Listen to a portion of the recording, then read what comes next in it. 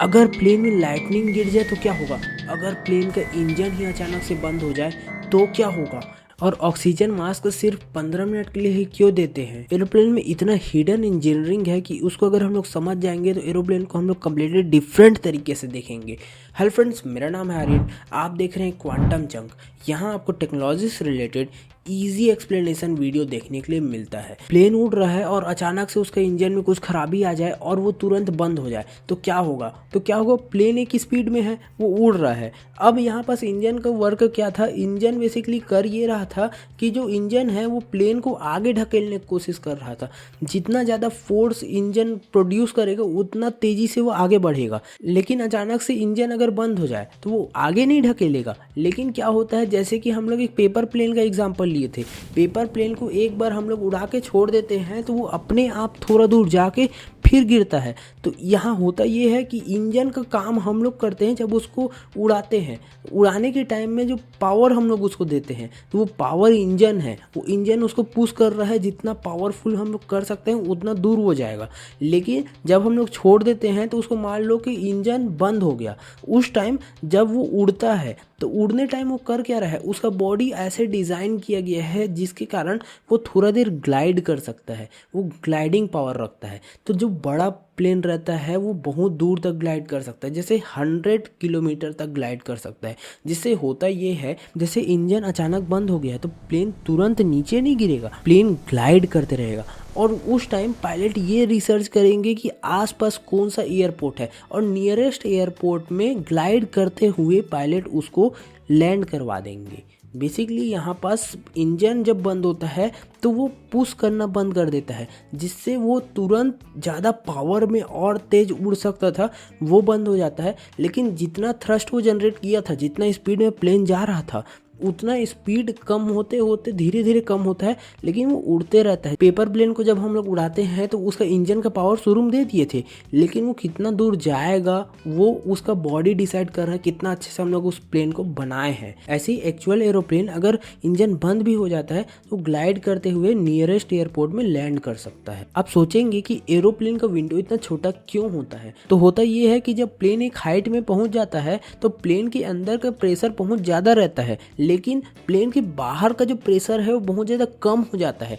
जिसके कारण क्या होता है कि अगर विंडो बहुत बड़ा दे दिए तो प्लेन का जो स्ट्रक्चर है वो बिगड़ जाएगा। कम प्रेशर ज़्यादा प्रेशर के कारण विंडो टूटने का डर रहता है, विंडो में क्रैक आने का डर रहता है। इसीलिए विंडो को छोटा सा बनाया जाता है और स्क्वायर भी नहीं बनाया जाता है। पहले एरोप्लेन में स्क्वायर विंडो आता था, जिसके कारण होता ये था उसमें क्रैक आ जाता था तो बहुत ज़्यादा रिस्की हो जाता था। इसलिए अब राउंडेड विंडो आप देखेंगे एरोप्लेन में। अब फ्लाइट में एरोप्लेन मोड का क्या काम आता है? आपके मोबाइल में एरोप्लेन मोड अवेलेबल रहता है, तो एरोप्लेन मोड का वर्क क्या रहता है? तो होता ये है कि पायलट को इंस्ट्रक्शन मिलते रहते हैं, वो सिग्नल के थ्रू मिलते हैं। अगर बहुत से लोग एक साथ फ़ोन यूज़ करते रहेंगे तो हो सकता है सिग्नल ठीक से ना आ पाए, हो सकता है कि सिग्नल आने में थोड़ा सा प्रॉब्लम हो जाए। इसके कारण क्या होता है, एरोप्लेन मोड यूज़ करते हैं। जब आप अपने मोबाइल में एरोप्लेन मोड लगा देते हैं तो उससे क्या होता है कि जो ट्रैफिक टाइप का इन्वायरमेंट बन जाता है सिग्नल्स के बीच में, वो क्लियर हो जाता है, जिसके कारण पायलट प्रॉपरली कम्युनिकेट कर पाते हैं। कोई भी प्रॉब्लम उन लोग को देखने के लिए नहीं मिलता है। स्काई में तो बहुत सारे प्लेन उड़ते रहते हैं,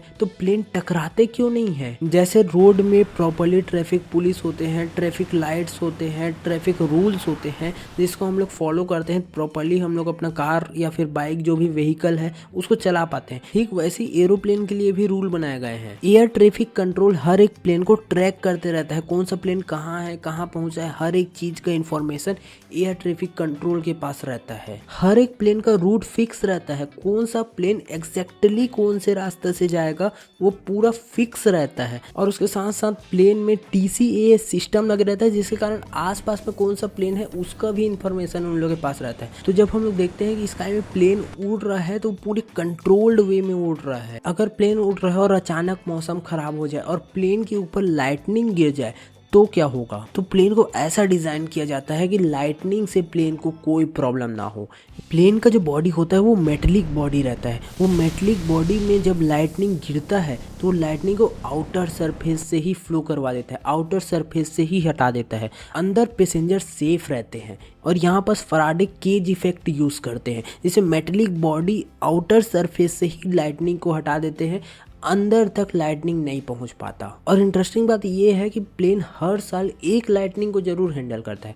पायलट्स के लिए ये चीज़ बहुत ज़्यादा नॉर्मल है। कई बार आप सोचते होंगे कि इतना भारी प्लेन है तो जब वो लैंडिंग करता है तो लैंडिंग के टाइम में पूरा वजन उसके टायर में चले जाता है, तो वो टायर इतना एक्सट्रीम प्रेशर को हैंडल कैसे करते हैं। वो डायरेक्ट जब लैंड करता है तो बहुत ज़्यादा स्पीड में रहता है, इतना ज़्यादा वजन रहता है, तो ब्लास्ट क्यों नहीं होता है। वो इतना आसानी से वो उस प्लेन को उतार कैसे देता है। प्लेन का जो टायर है वो नॉर्मल टायर नहीं है, जैसे कार का टायर होता है वैसा टायर नहीं होता है, वो बहुत ज़्यादा स्ट्रॉन्ग टायर होता है। और वो टायर को स्पेशल रबर और अलग अलग स्टील के लेयर से बनाया जाता है, जिससे वो और ज़्यादा स्ट्रॉन्ग हो जाता है। और वो जब लैंड करता है 200-300 का स्पीड को भी हैंडल कर लेता है। और टायर में नाइट्रोजन गैस फिल किया जाता है, जिससे होता ये है कि जैसे लैंड कर रहे हैं बहुत ज़्यादा हीट जनरेट हो गया है तो पूरा हीट को स्टेबलाइज कर देता है, कोई भी प्रॉब्लम नहीं होता है, टायर ब्लास्ट नहीं होता है। और एक एक टायर 30 टन का वजन हैंडल कर सकता है। ब्लैक बॉक्स होता क्या है। ब्लैक बॉक्स एक फ्लाइट डेटा रिकॉर्डर है जो कि करता क्या है कि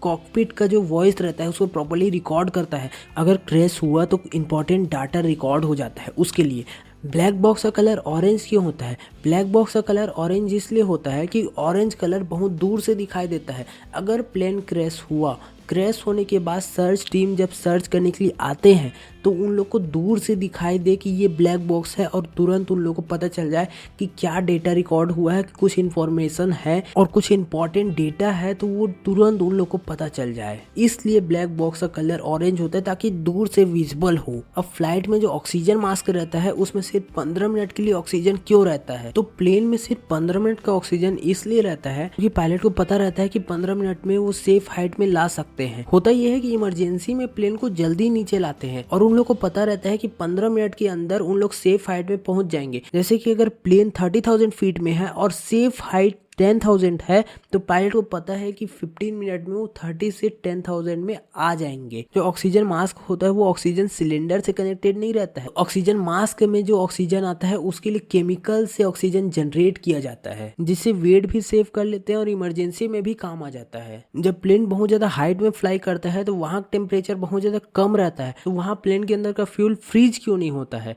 तो यहाँ पास होता ये है कि प्लेन के अंदर सिंपल फ्यूल यूज नहीं होता है, प्लेन के अंदर स्पेशल फ्यूल यूज किया जाता है। और वो ऐसा फ्यूल होता है जो कि आसानी से कम टेम्परेचर में भी फ्रीज नहीं होता है। और उसके साथ साथ वो फ्यूल को प्लेन के विंग्स में स्टोर किया जाता है और उसको कंटिन्यूअसली हीट देते रहते हैं, जिसके कारण उसका टेम्परेचर एक कंटिन्यूअसली मेंटेन रहता है और वो फ्रीज नहीं होता है। तो आज की इस वीडियो में हम लोग एरोप्लेन के रिलेटेड बहुत सा टेक्नोलॉजी के बारे में जाने हैं। तो अगर आपको ये वीडियो अच्छा लगता है तो इस वीडियो को लाइक कर देना, अपने फ्रेंड्स में शेयर कर देना।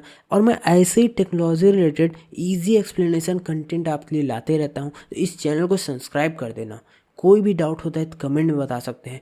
Thank you for watching. Thank you.